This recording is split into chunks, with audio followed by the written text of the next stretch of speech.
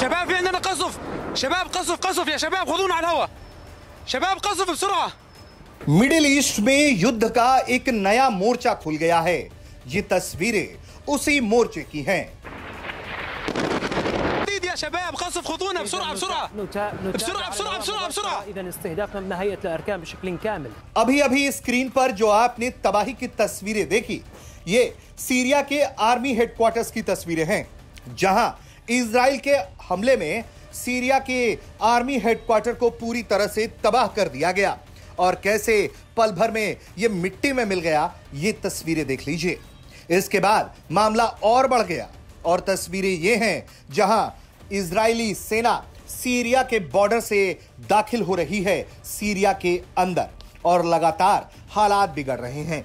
इतना ही नहीं, सीरिया ने भी अपनी सेना को उस ओर रवाना कर दिया है जहां लगातार बवाल की स्थिति बनी हुई है। मजदल शम्स बॉर्डर के पास लगातार हालात बिगड़े हुए हैं। ड्रूज समुदाय से शुरू हुआ यह संघर्ष अब धीरे धीरे युद्ध का रूप लेता जा रहा है।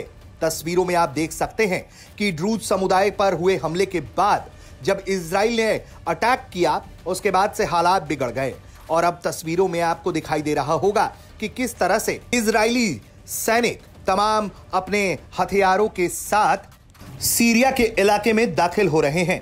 बताया जा रहा है कि इजरायली ड्रूज भी बॉर्डर पास करके गोलान हाइट्स की तरफ बढ़ गए। इजरायली सेना उन्हें रोकने की कोशिश करती रही, लेकिन जिस तरह से सीरिया में ड्रूज समुदाय के खिलाफ हमले हो रहे हैं, उन्हें निशाना बनाकर मारने की कोशिश हो रही है, उसके बाद से ही यह मामला बिगड़ गया। उसके बाद सीरिया की राजधानी दमिश्क में यह एयर स्ट्राइक होता है। उसके बाद सीरिया सरकार भी खुलकर इजराइल के सामने आ खड़ी हुई है। आरोप है कि ड्रूज समुदाय पर सीरिया की सेना लगातार निशाना बनाकर हमला कर रही थी, जिसका विरोध लगातार इजराइल करता रहा और श्वेडा शहर में हो रही हिंसा के जवाब में इजराइल ने सीरियाई सेना के हेडक्वार्टर को निशाना बना लिया। बताया जाता है कि तकरीबन सैकड़ों ड्रूज समुदाय के लोग इस हिंसा में मारे गए हैं। बताया जा रहा है कि जो वहां की माइनॉरिटी समुदाय है, ड्रूज समुदाय, उसके खिलाफ सरकारी सुरक्षा बल और बदोइन ट्राइब्स के लोग लगातार निशाना बनाकर हमला कर रहे हैं।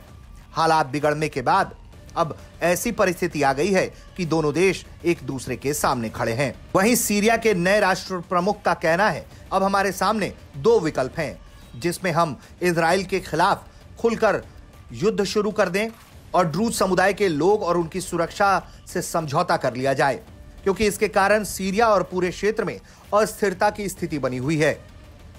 या फिर ड्रूज समुदाय के लोगों को यह समझना होगा और राष्ट्र के हित की तरफ ध्यान देते हुए उन्हें यह गौर करना होगा कि वो स्वेडा और सीरिया के सम्मान की सुरक्षा के लिए खुलकर सामने आ खड़े हों।